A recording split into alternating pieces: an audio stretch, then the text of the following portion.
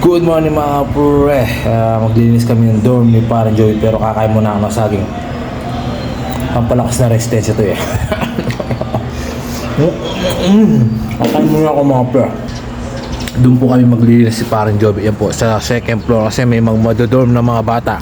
Alam niyo naman mga pre, pag may pinapalinis sa amin o may pinapagawa sa amin, may siyempre tatawagin. Tsaka gagawin namin. Ganyan kami kalupin ni Parang Joey mga pre. Pag hindi niya kaya, tatawagin niya ako. Pag hindi ko rin kaya, tatawagin ko siya. Ito si Meng Meng.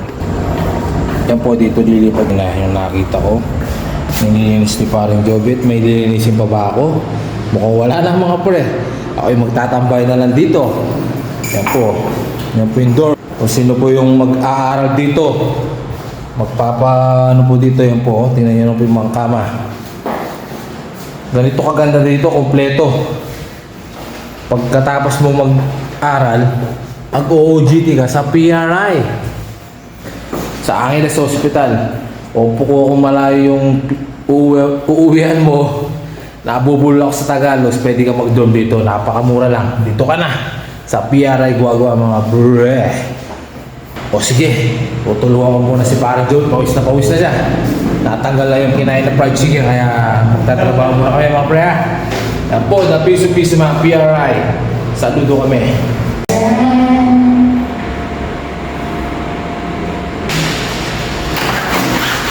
Ito po ang ginagawa na oras po ako ng bita.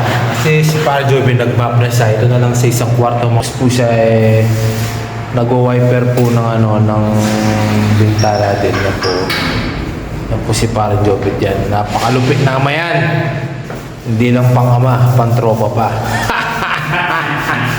Po, maglilinis muna kami ng mga pre. Yan lang ang masasabi namin sa inyo pag pinatrabaho sa'yo, trabahuin mo na lang. Pag kahit hindi pinapatrabaho, trabahuin mo. Advance ka na pa mga pre. The piso-piso man. PRI, utilities, solid. Ayun po, tapos na po yung nilinis. Nilinis po dito sa dorm na titirahan ng mga bata. Po, tinan nyo naman po, yung double deck. Yan po yung mga gamit nila. Nag-aaral po sila, mamaya po sila lilipat. Mag-uumpisa lumipa. Yan po yung lalagyan ng damit. Yan po yung lamesa nila dito. Hindi pa po pinalagay yung split type na aircon. Papalagay pa lang mamaya. Yan po si Parang Jobit. Siya po yung nag-umpisa na gano'n dito kasi opening siya. Tinulungan ko na lang siya kung ano-ano. Ganito kami dito. PRI Utility. Kung sino po yung gusto magpatulong na maglinis o may okasyon man kayo, kontakin nyo lang ako. The piso-piso man. Basta wala kaming trabaho, pwede kaming tumulong. Hindi po namin ninari may bayad kami. Basta tulong lang. Ganito dapat tayo may utility, yung hindi tayo nasisira sa mga boss natin. Yung pinatrabaho nila, trabahuin natin. Kahit hindi pinapatrabaho, trabahuin mo para advance ka lagi. O kahit pag pinatrabaho nila, trabaho na. Tapos na, di ba? Ganun ako, ganun kami. Utility dito sa PRI. Magsisisi ka pag hindi mo ako pinagbiya. Yan mga pre, ako si Parang Joey. Di ba? Naka-Kyrie Irving siya. Idol si Kyrie Irving. Kasi kalaro niya. Kamukha niya po si Raymond Aguilar sa Barangay Ginebra. Never say die po kami.